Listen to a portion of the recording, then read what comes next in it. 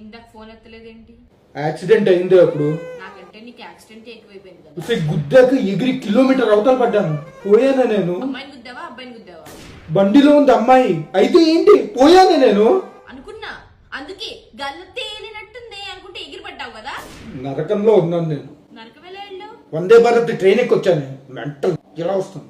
ఇక్కడ వీళ్ళు వేడి నూనె తయారు చేస్తున్నారు. మంచిగా ఆయిల్ మసాజ్ చేసుకుంటావు కదా. కేరళ ఆయుర్వేదిక్ సెంటర్ రాలేదు నేను ఆయిల్ మసాజ్ చేసుకోవడానికి. ఆయిల్ ఫ్రై చేస్తారు, కుంభిపాకం అంటారు దీన్ని. నరకానికి ఎందుకు వెళ్ళావో నాకు ఇప్పుడు అర్థమైంది.